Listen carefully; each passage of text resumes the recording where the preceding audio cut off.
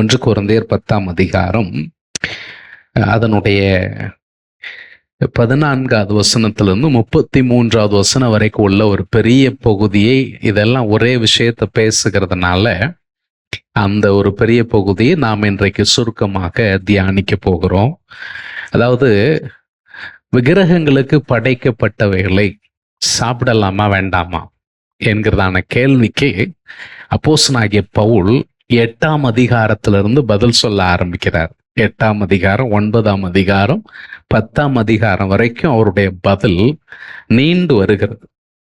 இந்த பதில்களுக்கு இடையிலே நான் கடந்த முறை சொன்னதெல்லாம் நீங்க கவனிச்சிருப்பீங்க. சில முக்கியமான வார்த்தைகள் நாம சொன்னோம். அன்பு, அறிவு, சுதந்திரம், உரிமை, மனசாட்சி, இது போன்ற பல வார்த்தைகளை அவர் பயன்படுத்தினார். கடந்த வாரத்துல சோதனையை கூட அவர் இதே பகுதியில் சொன்னதை நம்ம வாசிச்சோம்.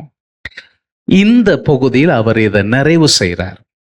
அவர் தன்னுடைய இறுதி தீர்ப்பை அவர் சொல்றார். அந்த இறுதி தீர்ப்பு என்னங்கிறத நம்ம இன்னைக்கு என்ன செய்ய போறோம், பார்க்க போறோம். அதுல ரொம்ப குறிப்பா நாம் அவ்வளோ வசனத்தையும் நம்ம போகிற போக்கில் வாசிப்போம். ஆனால் இப்போ நம்முடைய வசன வாசிப்பிற்காக 30வது வசனத்திலிருந்து 33வது வசனம் வரைக்கும் உள்ள பகுதியை நாம் வாசிக்கலாம். மேலும் நான் அதை ஸ்தோத்திரத்துடனே அனுபவித்தால், ஸ்தோத்திரத்தை அனுபவிக்கிற பொருளை குறித்து நான் தூஷிக்கப்படுவானேன். அப்படி ஒரு கேள்வி உங்களுக்கு வருமானால் பவுல் சொல்றார், ஆகையால் நீங்கள் புசித்தாலும் குடித்தாலும் நீங்கள் எதை செய்தாலும் எல்லாவற்றையும் தேவனுடைய மகிமைக்கென்று செய்யுங்கள். ரொம்ப முக்கியமான விஷயம். இந்த அறிவுரை என்பது வெறுமனே விக்கிரகங்களுக்கு படைக்கப்பட்டவைகளை உண்ணுகிற விஷயத்துல மாத்திரமல்ல. இந்த அறிவுரை நம்முடைய வாழ்வின் சகல ஆலோசனைக்கும் தேவையான ஒரு அறிவுரை.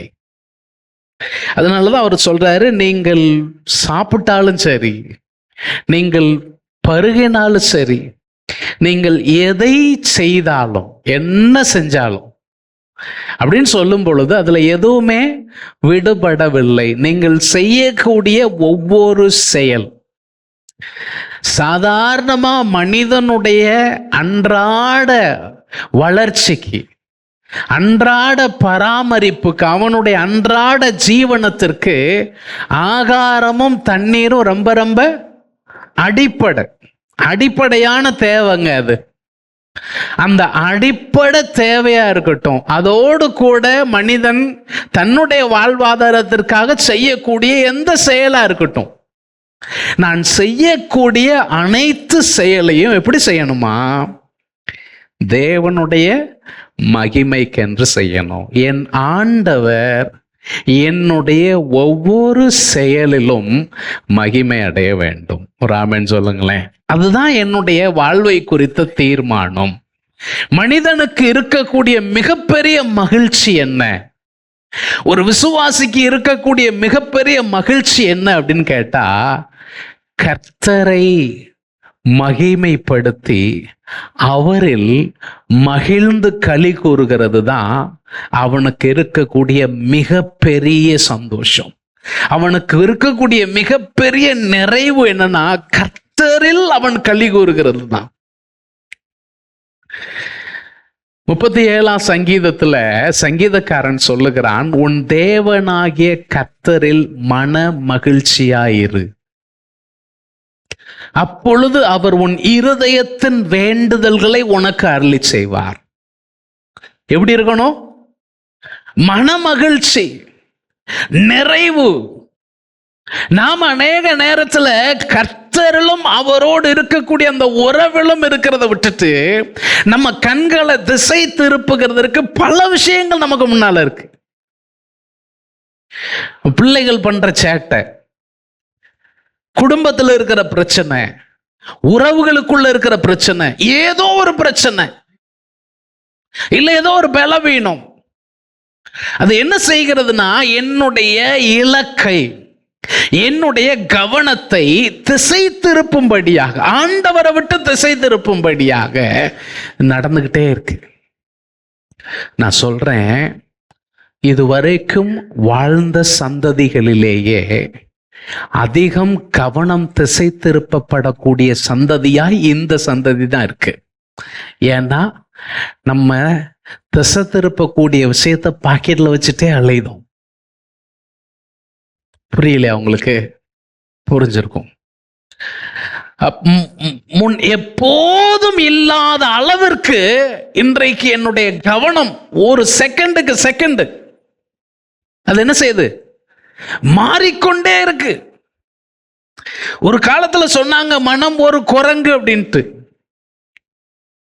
ஆனா இந்த மனதை குறித்து சொல்லுவோன்னு சொன்னா விசா இல்லாம, பாஸ்போர்ட் இல்லாம, ஏரோப்ளேன் டிக்கெட் இல்லாம, எதுவுமே இல்லாம அது முழு உலகத்துக்கும் சுத்திட்டு வந்துடும். அந்த அளவிற்கு நமக்கு மண்டைக்குள்ள நிறைய இருக்கு. நம்மளால கவனம் செலுத்த முடியவில்லை. We are the most distracted society on the planet.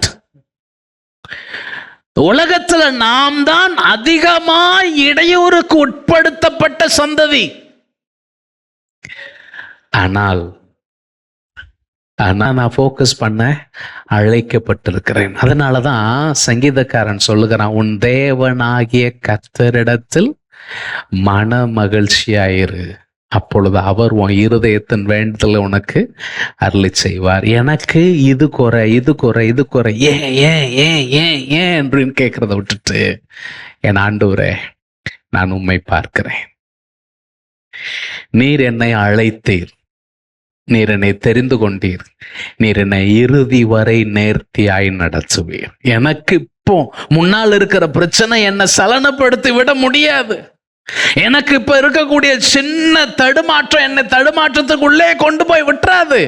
நான் கவலைப்பட வேண்டியதில்லை, நான் முன்னேறி செல்வேன், நான் கர்த்தரோடு இசைந்து இருப்பேன். அல்லேலூயா.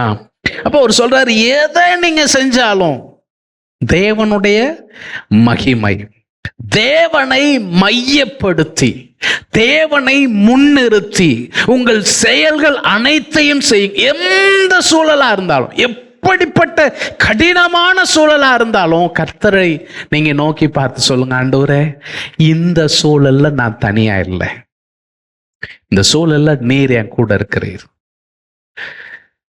உங்களை துன்புறுத்தி நெருக்கடிக்குள்ளாக்கக்கூடிய சூழல் வரும் பொழுதும் நீங்க கர்த்தரை பார்த்து சொல்லுங்க, ஆண்டவரே நீர் இருக்கிறீர். நீங்க சந்தோஷமா இருக்கிற நேரத்துல ஆண்டவரை பார்த்து சொல்லுங்க, ஆண்டவரே நீர் இருக்கிறீர், என் எல்லா சூழலிலும் நீர் மகிமை அடைய வேண்டும். தொடர்ந்து சொல்றாரு, நான் என் சுய பிரயோஜனத்தை தேடாமல் அநேகருடைய பிரயோஜனத்தை தேடி அவர்கள் ரட்சிக்கப்படும்படிக்கு, இதான் முக்கியமான விஷயம், அவர்கள் ரட்சிக்கப்படும்படிக்கு எவ்விதத்திலும் எல்லோருக்கும் பிரியமாய் நடக்கிறது போல. அதாவது முதல்ல நீங்க தேவ நாமம் எதனால் மகிமைப்படும் என்பதை உணர்ந்து செயல்படணும்னு சொன்னார். இரண்டாவதா சொல்றாரு, தேவநாமம் மகிமை மட்டுமல்ல, உங்களுடைய செயல்கள் பிறருடைய வாழ்வில் சாதகமான தாக்கத்தை ஏற்படுத்த வேண்டும். பாதகமான தாக்கத்தை என்ன செய்யக்கூடாது? ஏற்படுத்தக்கூடாது. அப்ப என்ன செய்யணும் அப்படின்னா, என்னுடைய சுய பிரயோஜனத்தை நான் முன்னிலைப்படுத்த மாட்டேன். இதுதான் சபை. சபை என்ன செய்யும் அப்படின்னு கேட்டீங்கன்னா, சபையில் இருக்கக்கூடிய ஐக்கியத்தில் இருக்கிறவர்கள் தன்னை முதன்மைப்படுத்த மாட்டார்கள், தனக்கு பக்கத்தில் இருக்கிறவங்கள முதன்மைப்படுத்துவார்கள். என்னை நானே மேன்மைப்படுத்துகிறதற்கு சபையில் இடம் இல்லை. எனக்கு பக்கத்தில் இருக்கிறவர் வாழ்ந்திருக்கிறதை பார்த்து நான் மகிழ்ச்சி அடைவதுதான் உண்மையான சபை ஐக்கியம். ஏன்னா வேதம் அதைத்தான் நமக்கு கற்றுத் தருகிறது. 12ஆம் அதிகாரத்தில் நம்ம அதை பேசுவோம். சபையை குறித்து சொல்லும் போது கிறிஸ்துவின் சரீரம் அப்படின்னு சொல்லியிருக்கு. அப்ப அந்த சரீரத்தின் முதல் முழு முக்கியமான விஷயம் என்னன்னு கேட்டா, ஏன் சுய பிரயோஜனம் அல்ல. அப்ப என் பிரயோஜனமே அதுல கிடையாதா? என் பிரயோஜனத்தையே தேட வேண்டியதில்லை? இல்லை, அப்படி கிடையாது. நாம் அங்க வருகிறதற்கு காரணம் நாம வளர்ச்சி அடைய வேண்டும் என்பதுதான். கலாத்தியர் சொல்றார், அவனவன் தன் தன் பாரத்தை சுமக்க வேண்டுமே. ஒவ்வொருத்தருக்கும் அவரவருக்குரிய சிலுவை இருக்கு, இல்லைன்னு கிடையாது. நாம் வளர வேண்டி இருக்கிறது. ஆனா என்னுடைய வளர்ச்சி இன்னொருத்தருடைய வாழ்வின் இடையூறான நிலையில் என்னுடைய வளர்ச்சி இருக்கக்கூடாது. அதைத்தான் அவருங்க என்ன செய்யறார், பேசுறார். அப்ப அவர் சொல்ற, என் சுய பிரயோஜனத்தை நான் தேடாம பிறருடைய அநேகருடைய பிரயோஜனத்தை தேடி அவங்க ரட்சிக்கப்படும்படி எவ்விதத்திலும் எல்லாருக்கும் நான் எப்படி நடக்கிறேன், பிரியமாய் இருக்கிறது போல நடக்கிறது போல நீங்களும் யூதருக்கும் கிரேக்கருக்கும் தேவனுடைய சபைக்கும் இடரல் அற்றவர்களாய் இருங்கள். நம்ம துவக்கத்துல சொன்னோம், ஒரு கூட்டம் விக்கிரகம்லாம் ஒண்ணும் கிடையாதுயா, சோத்திரம் பண்ணி சாப்பிட்டா எதனாலும் சாப்பிடலாம், எல்லாத்துக்கும் எனக்கு என்ன இருக்கு, உரிமை இருக்கு. ஆனா அதே நேரத்துல அங்கிருந்து வந்தவங்க, ஐயோ இவங்க இப்படி படையல் சாப்பாடை சாப்பிடுறாங்களே அப்படின்னு அவங்களுக்கு அது இடையூறை உண்டு பண்ணுகிறது. பவுல் சொல்றாரு, அப்படிப்பட்ட இடையூறு உங்களால் என்ன செய்யக்கூடாது, ஏற்படக்கூடாது. சரி, இப்ப நம்ம அந்த 14வது வசனத்திலிருந்து 33வது வசனம் வரைக்கும் உள்ள பகுதியில 3 முக்கியமான விஷயங்களை நான் சுருக்கமாக இன்றைக்கு பகிர்ந்து கொள்ள போறேன். இதுக்கெல்லாம் முடிவு சொல்றதுக்காக அவர் பயன்படுத்தின 3 விஷயங்கள். முத கேள்வி, உங்கள் ஐக்கியம் கிறிஸ்துவோடு இருக்க போகிறதா இல்ல பேய்களோடு ஐக்கியமா இருக்க போறீங்களா? உன் சகவாசம் கிறிஸ்துவோட பேயோடையா? இதான் அவர் கேட்கிற முதல் கேள்வி. 14வது வசனத்தை சொல்றாரு, எனக்கு பிரியமானவர்களே, என் அன்புக்குரியவர்களே, விக்கிரக ஆராதனைக்கு விலகி ஓடுங்கள். சிலை வழிபாட்டிற்கு விலகி ஓடுங்கள். சிலை வழிபாடு என்பது என்ன?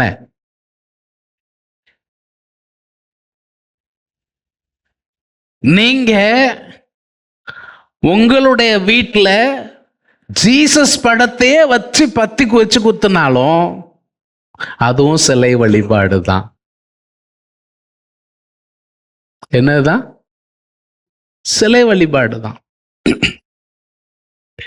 ஆனா சிலை வழிபாடு சில சொல்லலாம், நாங்க எங்க வீட்டுல நாங்க அதெல்லாம் ஒண்ணுமே செய்யறது கிடையாதுங்க, நாங்க விக்கிரகங்களை மனிதன் படைத்த எதையுமே எந்த டிராயிங்கே நாங்க வச்சு என்ன செய்யறதில்ல, வணங்குகிறதில்லை என்று சொல்லலாம்.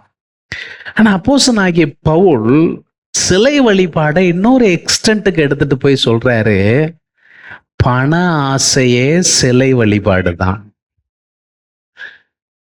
என்னது? எது சொல்லுங்க? எதுக்காக நான் இவ்வளவு ஓட்டம் ஓடுறேன்?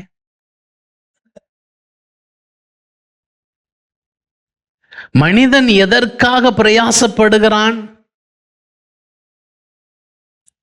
ஒரு சங்கீதத்துல சொல்றாரு, சங்கீதக்கா, வேஷமாகவே மனிதன் திரிகிறான். எப்படி? அவன் வாழ்க்கையெல்லாம் என்னதான்? வேஷம்தான். விருதாவாக என்ன செய்யறான்? சஞ்சலப்படுறான். அவன் திரிகிறது வேஷம் போட்டு திரியுறான். வருத்தப்படுறது காரணம் இல்லாம வருத்தப்படுறான். ஆஸ்தியை சேர்க்கிறான். என்னது சேர்க்கான்? ஆஸ்தியை சேர்க்கிறான். யார் அதை வாரிக்கொள்வான் என்று அறியாதிருக்கிறான். சமீபத்தில் ஒருத்தங்க எனக்கு ஒரு வீடியோனுடைய தலைப்பு அனுப்பியிருந்தாங்க. கிருபையை பணமாக பெறுவது எப்படி? எப்படி கிருபை எப்படி பெறணுமா? என்னவா? பணமா? அதாவது பரிசுத்தவான்கள் எல்லாரும் பொருளாசைக்கு விலகி இருங்கள் என்று சொல்லி கொண்டிருந்த காலம் போய் பொருளாசையே உங்களை நாங்கள் இழுத்து கொள்வதற்கான ஒரு வாய்ப்பாக பயன்படுத்துகிறோம் என்று இன்றைய கால ஆவிக்குரிய உலகம் போயிட்டு இருக்கு. விக்கிரக ஆராதனை என்பது உனக்கு முன்னால இருக்கக்கூடிய ஒரு கடவுள் பெயரால் இருக்கக்கூடிய சிலை மட்டும் விக்கிரகம் அல்ல. அதுக்கும் மேல விக்கிரகம் என்பது நீ பணத்தை ரொம்ப ஆசையோட அதுக்கு மேல உன்னுடைய ஆர்வம் போச்சுன்னா நீ எதுல தான் இருக்க? விக்கிரக ஆராதனையில தான் இருக்கிறாய். அப்ப நான் உழைக்க வேண்டாமா? நிச்சயமா உழைக்கணும்.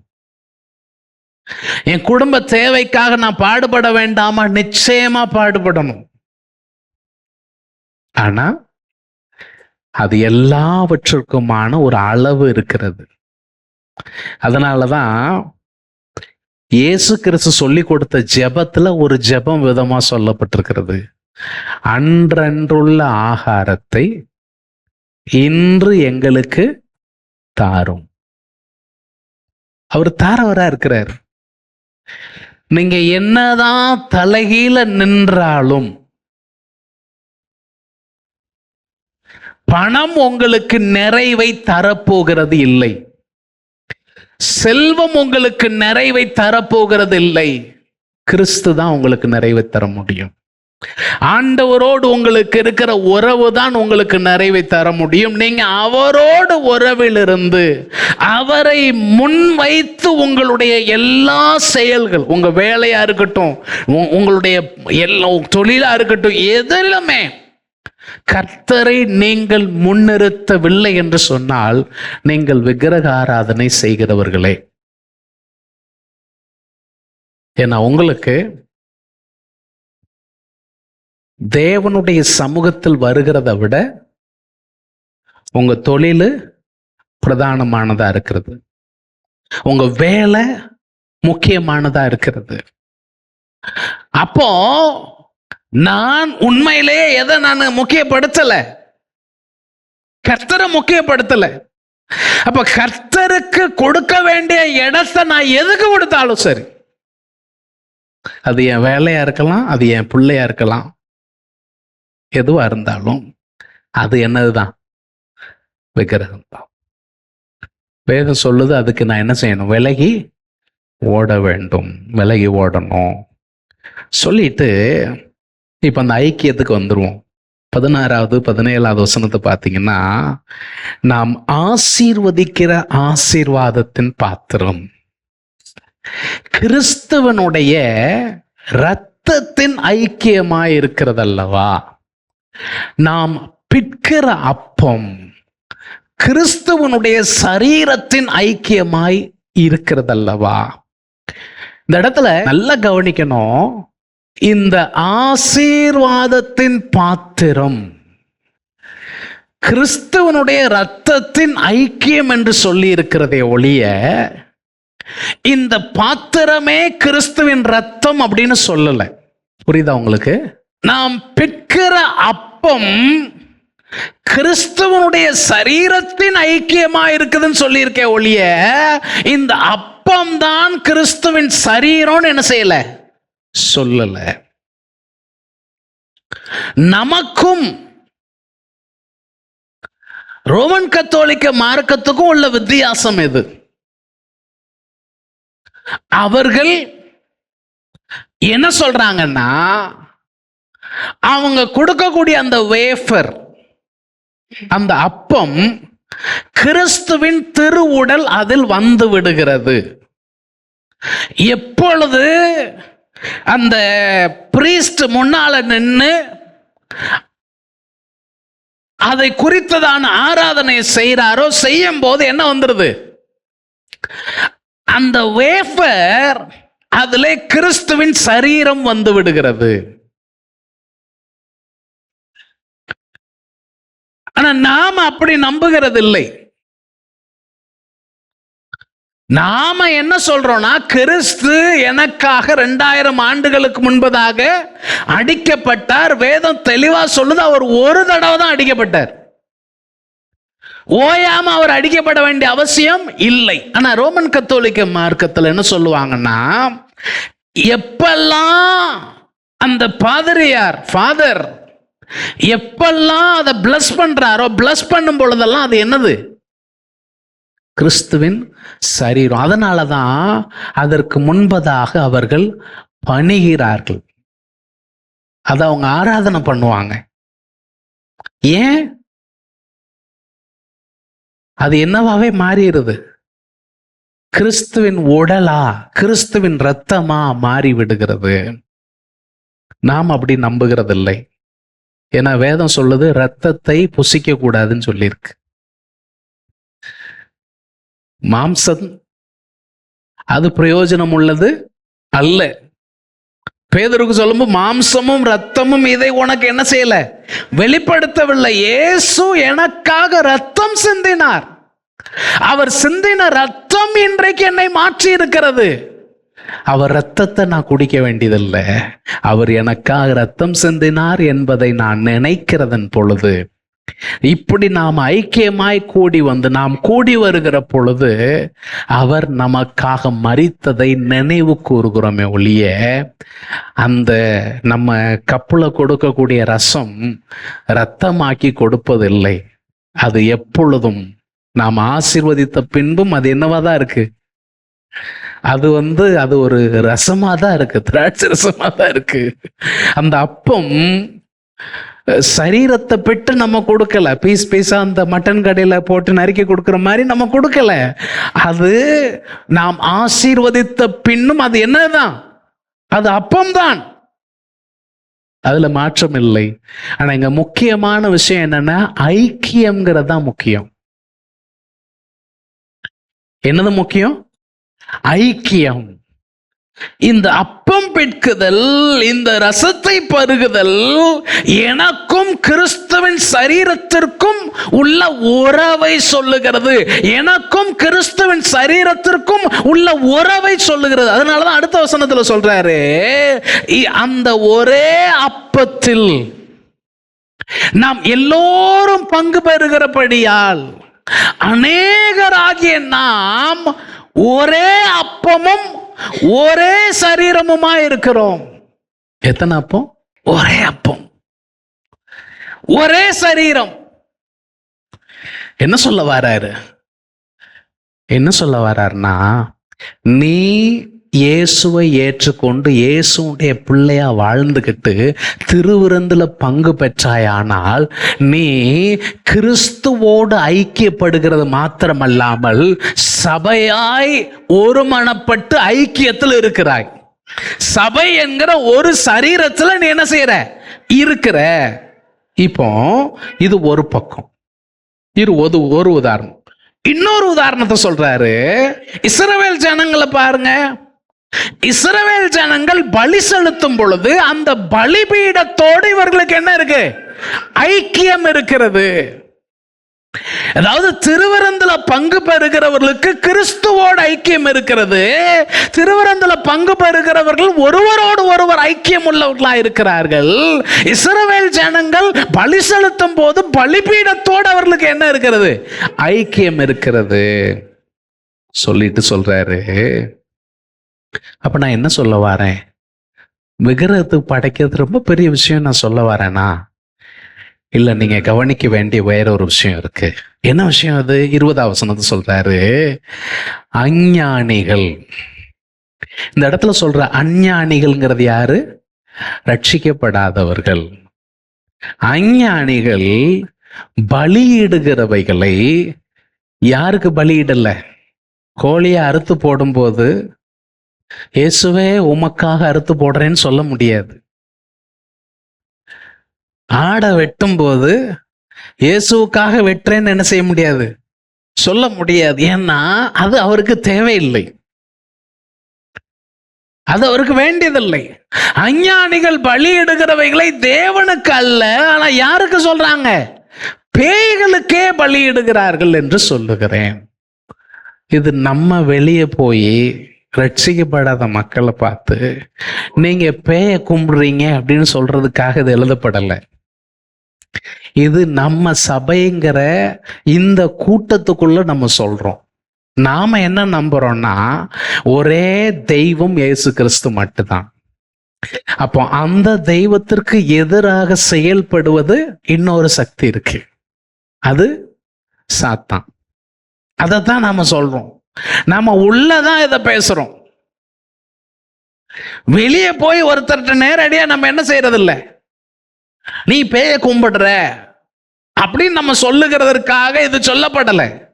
இங்க அவர் என்ன சொல்றாருன்னா, நீ இவ்விதமாக பலி செலுத்தக்கூடிய இந்த பலியானது அவங்களோடு கூடி நீ தொடர்பில் இருக்கும் பொழுது நீ உன்னுடைய ஐக்கியத்தை கிறிஸ்துவின் சபையின் ஐக்கியத்தில் இருப்பதை விட்டுவிட்டு நீ எங்க போய் ஐக்கியம் பாராட்டுகிறாய்?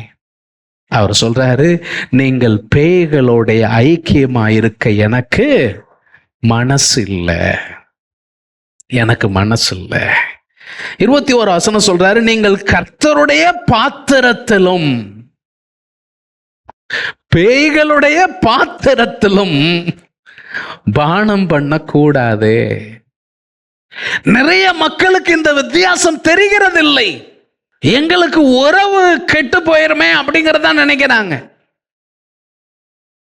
ஆனா இவர் என்ன சொல்றாரு, நீ go to the root of it, அதனுடைய ஆழத்திற்கு போ. இந்த பலி யாருக்காக செலுத்தப்படுகிறது என்பதை பார். இந்த பலி உன் நேசரோடு கூட உன்னை ஐக்கியப்படுத்துகிறதா இருக்குமா என்பதை பார். அதான் கேட்காரு. அப்போ கர்த்தருடைய பாத்திரம் பேய்களுடைய பாத்திரத்துல பானம் பண்ணக்கூடாது. நீங்கள் கர்த்தருடைய போஜன பந்திக்கும் பேய்களுடைய போஜன பந்திக்கும் பங்குள்ளவர்களா இருக்கவும் கூடாது. இது சொல்லும் போது ஒரு கூட்டத்துக்கு இது ஏத்துக்கிட முடியல, ஒரு கூட்டத்துக்கு இதை என்ன செய்ய முடியல, ஏத்துக்கிட முடியல. அதனால அவங்களுக்கு இன்னொரு கேள்வி கேட்காரு பாருங்க, நாம் கர்த்தருக்கு எரிச்சலை மூட்டலாமோ? அவரை விட நம்ம பலசாலிகளா? அப்போ நான் இந்த ஐக்கியத்தில் இருந்து கொண்டு அந்த ஐக்கியத்தில் இருப்பேன்னு சொன்னா அது முரண், அது ஒரு முரண்பாடு. வேதம் சொல்லுது, இருளுக்கும் ஒளிக்கும் சம்பந்தமே கிடையாது. இருள் வேறு, ஒளி வேறு. அது ரெண்டு ஒண்ணா மேட்ச் பண்ண முடியாது. அதான் அவர் சொல்ற. அப்போ விக்கிரகங்களுக்கு படைக்கப்பட்டவைகளை உண்ணலாமா? ஒரு ஃபைனல் கன்க்ளூஷன் என்னன்னா, நீ கிறிஸ்துவோடு ஐக்கியமா இருக்க விரும்புகிறாயா, பேய்களோடு ஐக்கியமா இருக்க விரும்புகிறாயா? அதுல சொல்றாரு 15 வசனத்துல, நீங்களே இதை தீர்மானம் பண்ணிக்கோங்க, நீங்களே நிதானித்து பாருங்கள். கன்க்ளூஷன் உங்கள்கிட்ட விட்டுறேன். அப்ப முடிவு பண்ண வேண்டியது என்னது? நான் கிறிஸ்துவோடும் சபையோடும் உறவில் தொடர்பில் இருக்க விரும்புகிறேனா, இல்லை பேய்களோடு நான் தொடர்பில் இருக்க விரும்புகிறேனா? இதுதான் ஒரு பேசுறாரு. இரண்டாவதாக 23வது வசனம் 24வது வசனம் 23ல சொல்றாரு, எல்லாவற்றையும் அனுபவிக்க எனக்கு அதிகாரம் இருக்கு, ஆனா எல்லாம் எனக்கு தகுதியாயிராது. எல்லாவற்றையும் அனுபவிக்க எனக்கு அதிகாரம் உண்டு, ஆகிலும் எல்லாம் பக்தி விருத்தியை உண்டாக்காது. ரெண்டாவது கேள்வி என்னன்னா, சுய உரிமையா பிறர் நலமா? சுய உரிமையா பிறர் நலமா? இவர் சொல்ற என் உரிமை, இதைத்தான் 9ஆம் அதிகாரம் முழுசும் சொன்னார். எனக்கு இருக்கக்கூடிய உரிமைகள், சுவிசேஷத்தில் எனக்கு இருக்கக்கூடிய பலாபலன்கள், இதெல்லாம் கூட நான் கிறிஸ்துவை அறிவிக்க வேண்டும், அநேகர் கிறிஸ்துவுக்காக ஆதாயப்படுத்தப்பட வேண்டும் என்பதற்காக அதை நான் விட்டு கொடுக்கிறேன். இங்க சொல்றாரு, எல்லாத்தையும் அனுபவிக்க எனக்கு என்ன இருக்கு? உரிமை இருக்கு, அதிகாரம் இருக்கு. அப்போ விக்கிரகங்களுக்கு படைக்கப்பட்டவைகளை சாப்பிடுறதுக்கு எனக்கு என்ன இருக்கு? அதிகாரம் இருக்கு. ஆனா அது தகுதியா இருக்காது. எப்படி இருக்காது? தகுதியா இருக்காது. எல்லாவற்றையும் அனுபவிக்க எனக்கு அதிகாரம் இருக்கு, ஆனா அது எனக்கு வளர்ச்சியை கொடுக்காது. பக்தி விருத்தினா வளர்ச்சி, அது எனக்கு என்னது கொடுக்காது? வளர்ச்சியும் கொடுக்காது. அடுத்த வசனம் சொல்றாரு 24, ஒவ்வொருவனும், ரொம்ப முக்கியமான விஷயம், ஒவ்வொருவனும் தன் சுய பிரயோஜனத்தை தேடாமல் பிறனுடைய பிரயோஜனத்தை தேட கடவன். நான் சொல்றேன், இன்னைக்கு ஒவ்வொரு சபையிலையும் இதை கடைபிடித்தால் அந்த சபை குட்டி பரலோகமா தான் இருக்கும். நான் சொல்றேன், ஒவ்வொரு குடும்பத்திலும் ஒவ்வொரு குடும்ப உறுப்பினர்களும் இதை கடைபிடித்தால் அந்த குடும்பம் குட்டி பரலோகமா இருக்கும்.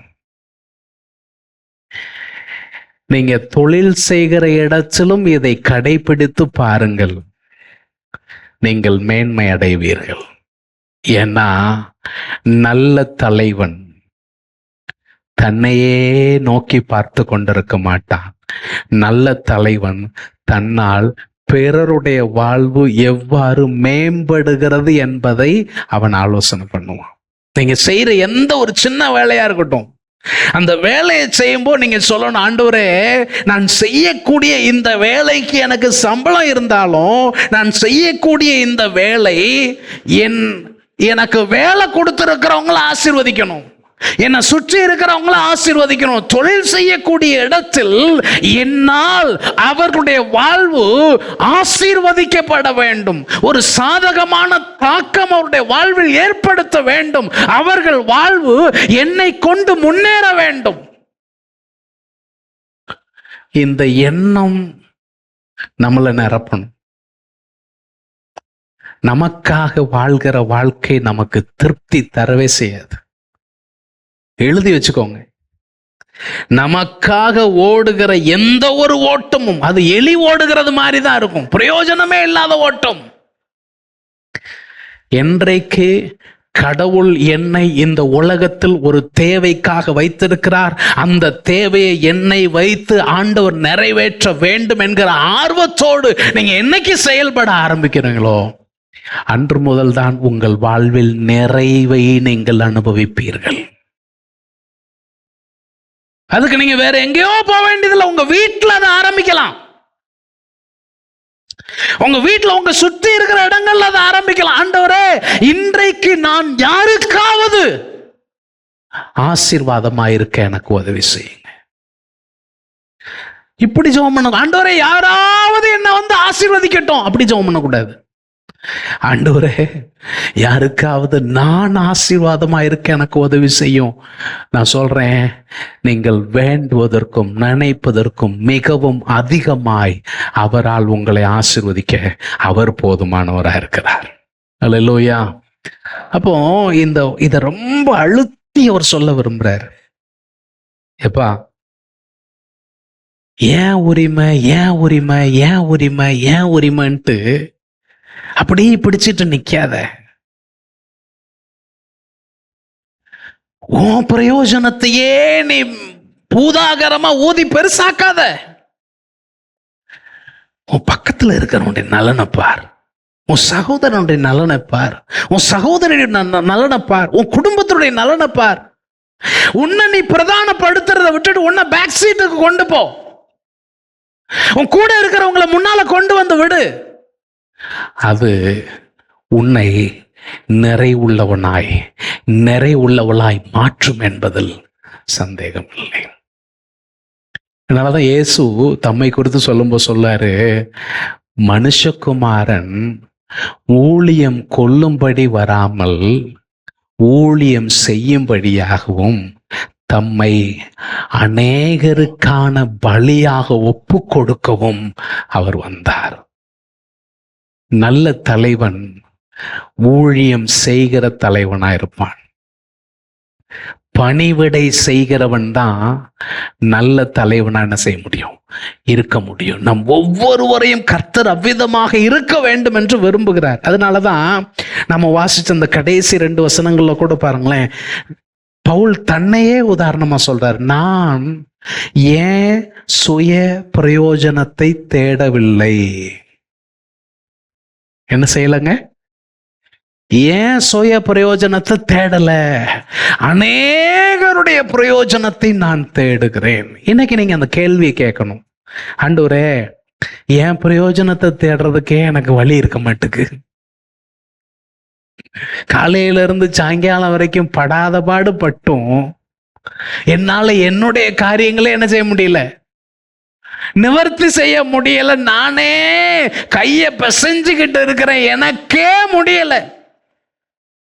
சிலர்லாம் வாயை திறந்துட்டாங்கனாலே ஏண்டா வாயை திறந்தாங்கன்னு இருக்கும். ஏன்? ஒரே குறைவுதான். எனக்கு அது இல்லை, எனக்கு இது இல்லை, அப்படி இருக்கும், இப்படி இருக்கும், கஷ்டப்படுதோம், நொந்து போயிருக்கோம், நொம்பலப்பட்டிருக்கோம், அது இது ஒரே பஞ்சப்பாட்டு தான்.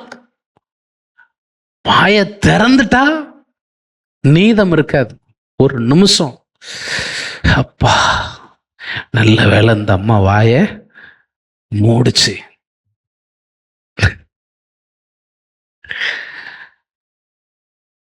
ஆனா வேதம் சொல்லுது, நான் எதை தேடல, ஏன் சுய பிரயோஜனத்தை. இது எப்ப கிடைக்கும் தெரியுமா? எப்ப கிடைக்கும் தெரியுமா?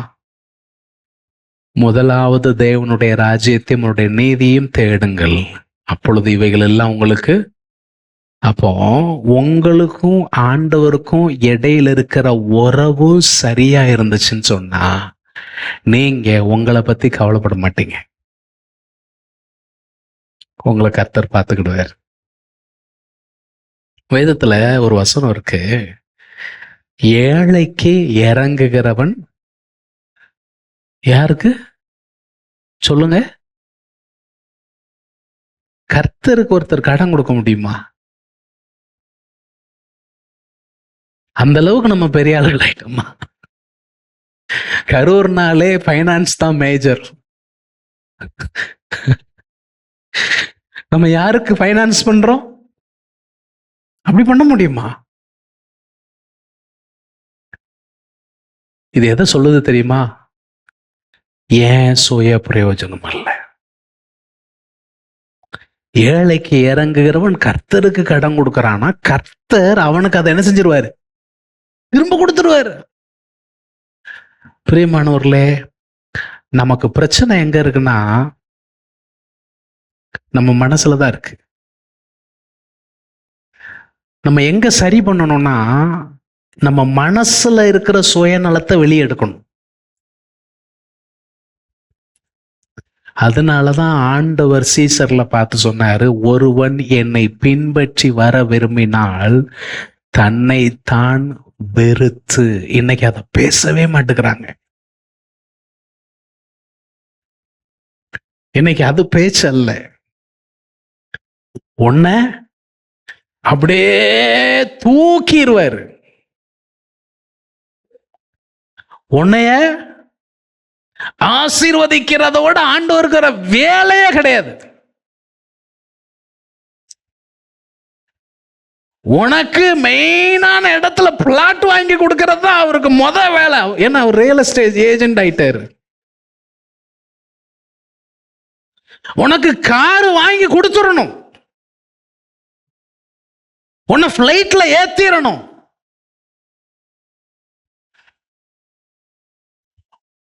நம்மளுடைய இலக்கு மாற்றப்பட்டு விட்டது பிசாசினால். நான் சொல்றேன், நம்ம சரியான இலக்குக்கு நேராக வர வேண்டும். சரியான இலக்குக்கு நேராக வரணும்னு சொன்னா சிலுவையை நோக்கி நீ ஓடி வர வேண்டும். இந்த உலகத்துல இருக்கிற எதுவுமே நிரந்தரம் அல்ல என்பதை நான் உணரணும். காசோ பணமோ பதவியோ எதுவும் படிப்போ எதுவும் எனக்கு நிரந்தரம் அல்ல. It's all temporary. நீடித்து என் கூட வரப்போறது கிடையாது. எனக்கு நீடித்து வர வேண்டியது, வரக்கூடியது ஒன்னே ஒண்ணுதான். பிறர் வாழ்வில் பிறருடைய பிரயோஜனத்திற்காக நான் என்ன செய்திருக்கிறேனோ அதை என் ஆண்டவர் என் கணக்கில் வைப்பார். பவுல் சொல்றாரு, நான் என் சுய பிரயோஜனத்தை தேடல, அநேகருடைய பிரயோஜனத்தை தேடுகிறதுனால் அவங்க எப்படியாவது ரட்சிக்கப்பட வேண்டும் என்கிற ஒரு எதிர்பார்ப்போடு எவ்விதத்திலும் எல்லாருக்கும் நான் பிரியமாய் நடக்கிறது போல நீங்களும், பவுல் சொல்ற, என்னை பாருங்க, என்னை மாதிரியே நீங்களும் செய்யுங்க, இருங்க. அப்போ முத கேள்வி,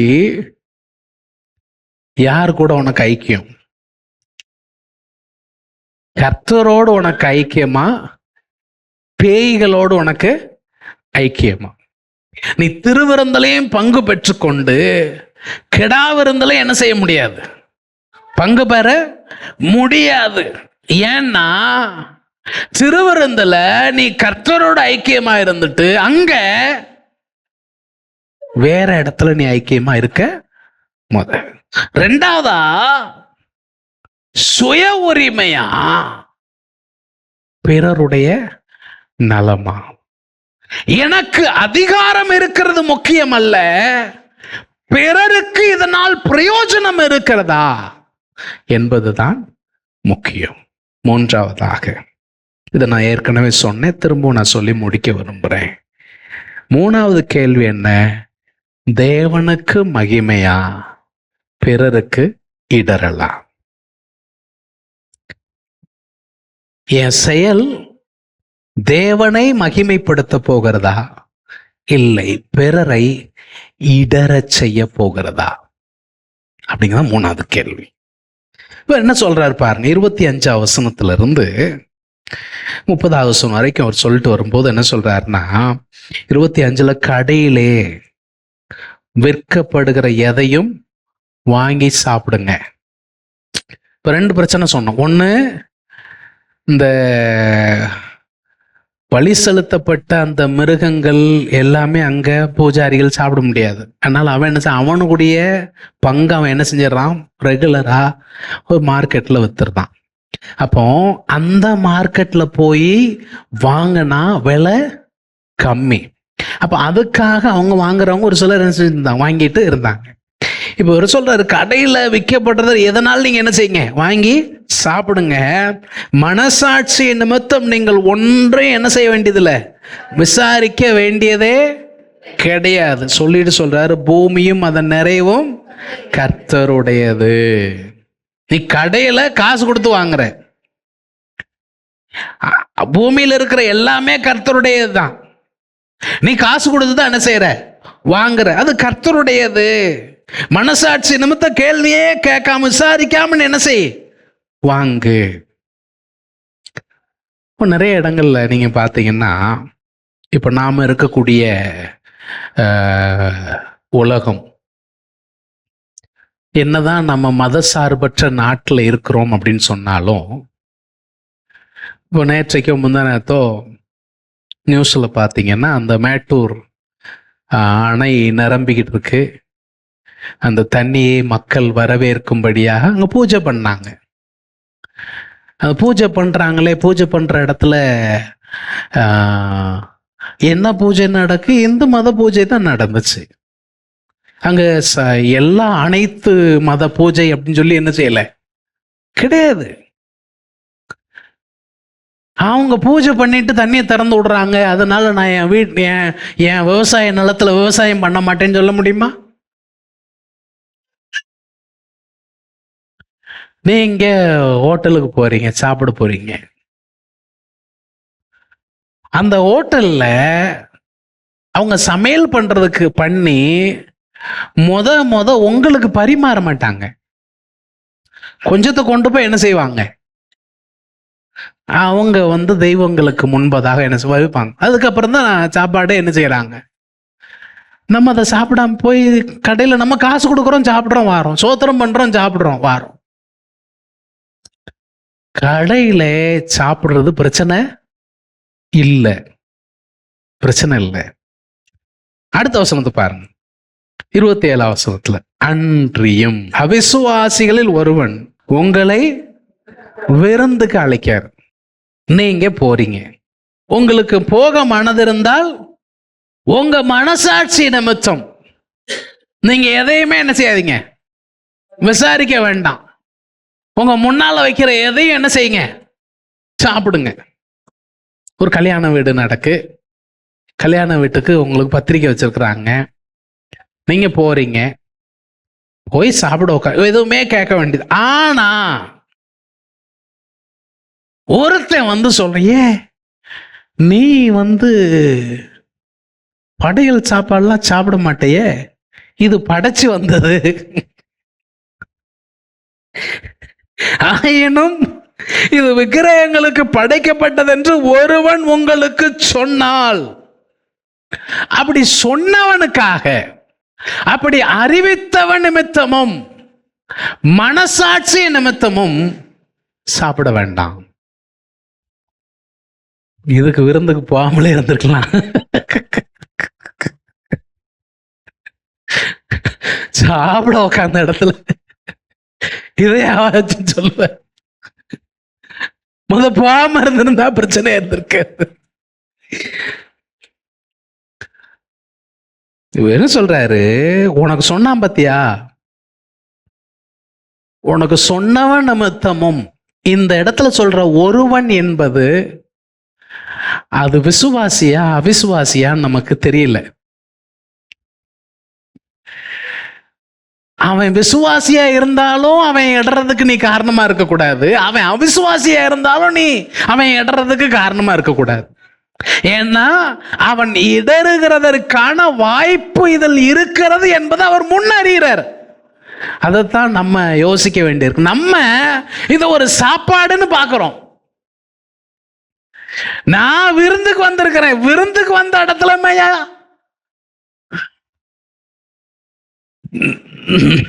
நம்ம அந்த ஒரு வட்டத்துக்குள்ளதான் இருக்கிறோம். ஆனா இவர் அதுக்கு ரொம்ப தூரம் தாண்டி போய் யோசிக்கார். இதுதான் கிறிஸ்தவ வாழ்க்கை. கிறிஸ்தவ வாழ்க்கை என்பது எனக்கு முன்னால இருக்கிறத மாத்திரம் யோசிக்கிறது கிடையாது. இந்த ஒரு செயலின் நிமித்தம் அடுத்தடுத்து என்னென்ன நடக்கும் என்பதை நான் என்ன செய்யணும், யூகிச்சு பார்க்கணும், யோசிச்சு பார்க்க, நிதானிக்கணும். சரி, இப்போ அப்படி சொல்லிட்டு அடுத்து என்ன சொல்றாரு பாருங்களேன். அடுத்த வசனத்துல, எப்ப நான் மனசாட்சின்னு சொல்லும்போது ஓ மனசாட்சி சொல்லல, எப்படி வராரு பாருங்க. நான் உன்னுடைய மனசாட்சியை குறித்து இப்படி சொல்லல, மற்றவனுடைய மனசாட்சியை குறித்து சொல்றேன். இது ரொம்ப டூ மச்சா இல்ல தெரியுது. மற்றவனுடைய மனசாட்சியை குறித்து நான் சொல்றேன். ஏன்? என்னுடைய சுயாதீனம் மற்றவனுடைய மனசாட்சியினாலே குற்றமாய் எண்ணப்பட வேண்டியது என்ன? அப்போ என்ன சொல்ல வராருன்னா, நீ விக்கிரகங்களுக்கு படைக்கப்பட்ட விஷயம் என்கிற ஒரே ஒரு விஷயத்துல உனக்கு இருக்கிற அறிவை வச்சு, இதெல்லாம் ஒண்ணுமே கிடையாதுப்பா, பேய் பிசாசு ஒன்றும் கிடையாது, உலகத்துல எதுவும் கிடையாது, எல்லாம் கடவுள் தந்ததுதான், அதனால நான் சோத்திரம் பண்ணி சாப்பிடுறேன் அப்படின்னு நீ ஒரே கண்ணோட்டத்துல நினைக்கிற. அப்படி நீ நினைக்க கூடாது. மற்றவர்களுடைய மனசாட்சி உன்னுடைய நிமித்தம் அது என்ன செஞ்சிடக்கூடாது, பாதிக்கப்பட்டு விடக்கூடாது. அப்படிங்கிறத அவர் முக்கியமா அங்க என்ன செய்யறாரு, பேசுகிறார். இதே விஷயத்த ரோமருக்கு எழுதின நிருபம் 14ஆம் அதிகாரத்தில் 15வது வசனத்திலிருந்து 20வது வசனம். இது ஏற்கனவே நம்ம சொல்லியிருக்கிறோம். அதனால போகிற போக்கில் நான் அதை அப்படி சொல்லிட்டே போக விரும்புகிறேன். அந்த மனசாட்சி என்பதற்கு இங்க அவர் என்ன விளக்கம் கொடுக்கிறார் பாருங்க. போஜனத்தினாலே உன் சகோதரனுக்கு விசனம் உண்டாக்கினால். அப்படின்னா என்னது?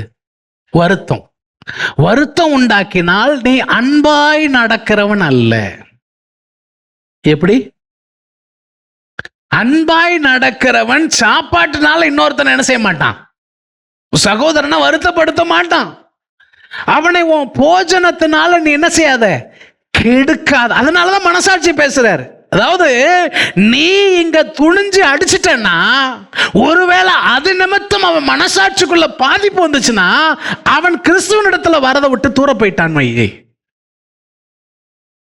கிறிஸ்து அவனுக்காக மரித்தாரே, நீ உன் போஜனத்தினால அவனை என்ன செஞ்சுட்ட? கெடுத்துட்ட. அதனாலதான் சொல்றாரு, உங்கள் நன்மை தூஷிக்கப்பட இடம் கூடாது. நன்மைங்கிறது என்ன? நான் எல்லாமே கடவுளுக்கு தந்ததுன்னு நினைக்கிறேன். அந்த அந்த அறிவு மேன்மையான அறிவு தான். அது நல்ல அறிவு, அது நன்மை. எனக்கு இருக்கக்கூடிய அந்த நல்ல அறிவாகிய நன்மையை இன்னொருத்தர் என்ன செய்யக்கூடாது? தூஷிக்க இடம் கொடுக்க கூடாது. சொல்லிட்டு தான் அடுத்த வசனம் சொல்றாரு, தேவனுடைய ராஜ்யம் புசிப்பும் குடிப்பும் அல்ல, அது நீதியும் சமாதானமும் பரிசுத்த ஆவியினால் உண்டாகிற சந்தோஷம். தேவனுடைய ராஜ்யமும் வெறும் சாப்பாடும் அதுல முடியறதல்ல. எது முக்கியம்? நீதி, சமாதானம், பரிசுத்த ஆவியினால் உண்டாகிற சந்தோஷம். சொல்லிட்டு சொல்றாரு, இவைகளிலே கிறிஸ்துவுக்கு ஊழியம் செய்கிறவன் தேவனுக்கு பிரியன், மனுஷரால் அங்கீகரிக்கப்பட்டவன். எதுல ஊழியம் செய்யறவன்? நீதி, சமாதானம், சந்தோஷம். நீதி, சமாதானம், சந்தோஷம், இவைகளிலே ஊழியம் செய்யறவன் கிறிஸ்துவுக்கு ஊழியம் செய்கிறவன். அப்ப நீ அதை ஒரு சாப்பாடு அப்படிங்கிற நிலையில பார்க்க கூடாது. நான் கிறிஸ்துவுக்கு ஊழியம் செய்கிறவன், அது விசுவாசி யாரா இருந்தாலும் சரி, நான் கிறிஸ்துவுக்கு ஊழியம் செய்கிறவன், அவருடைய நீதி, அவருடைய சமாதானம், பரிசுத்த ஆவியில் உண்டாகிற சந்தோஷம் என்னில் இருக்கிறது. அப்ப நான் தேவனை பிரியப்படுத்துகிறவன், மனுஷரால் அங்கீகரிக்கப்பட்டவனுமாய் இருப்பது அவசியம். அதனாலதான் தொடர்ந்து சொல்றாரு, அதனால சமாதானத்துக்கு எது தேவையோ, ஒருத்தருடைய ஒருத்தர் பரஸ்பர வளர்ச்சிக்கு எது தேவையோ அதை நாட வேண்டும். அடுத்த வசனத்தை சொல்றாரு, போஜனத்து நிமித்தம் தேவனுடைய கிரியையை அழித்து போடாதே. எந்த பதார்த்தமும் சுத்தமானதுதான், எதுவுமே அசுத்தம் சொல்றதுக்கு இல்லை. ஆனால் இடரல் உண்டாக புசிக்கிறவனுக்கு அது எப்படி இருக்கும்? தீமையாய் இருக்கும். 22வது வசனம் சொல்றாரு, உனக்கு விசுவாசம் இருந்துச்சுன்னா அது தேவனுக்கு முன்பாக உன் மட்டும் இருக்கட்டும். என்ன சொல்ல வராரு? நீ நினைக்கிற இந்த காரியம் இன்னொருத்தரை இடர பண்ணக்கூடிய நிலையில இருக்குன்னு சொன்னா அதை அவர் மேல என்ன செய்யக்கூடாது? திணிக்க கூடாது. திணிக்காத. 23வது வசனம் சொல்றாரு, ஒருவனுக்கு சந்தேகம் இருக்கக்கூடிய நிலையில அவன் புசிச்சா அதுவே அவனை ஆக்கினைக்குள்ளாக தீர்த்து விடும். விசுவாசத்தினாலே வராத யாவும் பாவமே. இதைத்தான் அவர் சொல்லி முடிக்க விரும்புறார். எல்லாமே எங்க இருந்து ஆரம்பிக்கணும்? விசுவாசம், கர்த்தர் மேல் எனக்கு இருக்கக்கூடிய நம்பிக்கை. அப்ப அங்க 3 கேள்வி. விக்கிரகங்களுக்கு படைக்கப்பட்ட வேளையில் உண்ணலாமா வேண்டாமா? பவுலுடைய இறுதி தீர்ப்பு, அந்த இறுதி தீர்ப்பையும் தீர்மானத்தை அவர்களிடத்திலே விட்டுறதாரு. தீர்ப்பு, உனக்கு கிறிஸ்துவோடு ஐக்கியம் விருப்பமா, பேய்களோடு ஐக்கியம் விருப்பமா? கேள்வி. 2வது கேள்வி, உன் உரிமையை நிலைநாட்ட விரும்புகிறாயா, பிறருடைய நலனை முதன்மைப்படுத்த விரும்புகிறாயா? 3வது கேள்வி, தேவனுடைய நாமத்தை மகிமைப்படுத்த விரும்புகிறாயா அல்லது பிறருடைய வாழ்வில் இடரலாயிருக்க விரும்புகிறாயா? நீயே தீர்மானிச்சுக்கோ. முழங்கால் படிடுவோம், கர்த்தருடைய முகத்தை நோக்கி பார்ப்போம். தேவன் நம்மை அவரோடு ஐக்கியமாயிருக்க அழைத்திருக்கிறார். நாம் கிறிஸ்துவோடு ஐக்கியம் உள்ளவர்கள். நாம் ஒருவரோடு ஒருவர் ஐக்கியம் உள்ளவர்கள். இந்த ஐக்கியத்தில் தொடர வேண்டும் என்பதை கர்த்தர் விரும்புகிறார். ஆம், பூமியும் அதன் நிறைவும் கர்த்தருடையது என்றாலும் என்னுடைய எந்த ஒரு செயல், என்னுடைய போஜனம் கூட பிறருடைய பிரயோஜனத்தை முதன்மைப்படுத்துகிறதா இருக்க வேண்டும், என்னுடைய சுய பிரயோஜனத்தை அல்ல. எல்லாவற்றுக்கும் மேலாக நான் புசித்தாலும் குடித்தாலும் எதை செய்தாலும் தேவனுடைய நாமத்திற்கு மகிமை உண்டாகவே, பிறருக்கு இடரல் உண்டாக அல்ல, தேவனுடைய நாமத்திற்கு மகிமை உண்டாகவே நான் செய்ய வேண்டும். என்னை கேட்டுக்கொண்டிருக்கிற தேவனுடைய பிள்ளைகளே, இது போஜனத்திற்கு மாத்திரம் அல்ல, மற்ற எல்லா காரியங்களும் நீங்க இதை இணைத்து பார்க்கலாம். உங்க வாழ்வின் ஒவ்வொரு செயலும் கிறிஸ்துவோடு நீங்கள் ஐக்கியமாய் இருக்கிறவர்கள் என்பதை உறுதிப்படுத்துகிறதா இருக்கிறதா? உங்களுடைய வாழ்வின் ஒவ்வொரு செயல்பாடும் உங்களையே சுயநலமாய் சார்ந்ததா இருக்கிறதா அல்லது பிறருடைய நலனையும் நீங்கள் முக்கியப்படுத்துகிறீர்களா? எல்லாவற்றுக்கும் மேலாக பிறருக்கு இடரலா இல்லாமல் எல்லாவற்றிலும் தேவ நாம மகிமைக்காக நான் செயல்படுகிறேன்னா, இன்றைக்கு நம்மை நாமே அர்ப்பணிப்போம். இதை நாம் செய்யும் பொழுது நம்முடைய வாழ்வு ஆசீர்வதிக்கப்படும், நம்மை சுற்றி இருக்கிறவர்களுடைய வாழ்வு ஆசீர்வதிக்கப்படும். நம்முடைய உறவு சமாதானத்திற்கு ஏதுவானதாய், அன்பிற்கு ஏதுவானதாய், தெய்வீக சந்தோஷத்திற்கு ஏதுவானதாய் இருக்கும் என்பதில் சந்தேகமில்லை. அன்பின் ஆண்டவரே, உம்முடைய வார்த்தைக்கு முன்பதாக எங்களை அர்ப்பணிக்கிறோம். வசனத்தை கேட்ட பிள்ளைகளை ஆசீர்வதியும். இந்த மாதம் இறுதி வரைக்கும் நீர் எங்களை நடத்தி இருக்கிறீர். உமக்கு நன்றி செலுத்துகிறோம். வருகிற வாரத்தில் துவங்குகிற புதிய மாதத்திலும் உம்முடைய கரம் எங்களோடு இருக்கட்டும், இந்த ஊழியத்தில் இருக்கட்டும். பிள்ளைகளை ஆசீர்வதித்து அனுப்பும். மீட்பர் இயேசுவின் நாமத்தில் வேண்டுகிறோம். ஜெபம் கேளும் நல்ல பிதாவே, ஆமென்.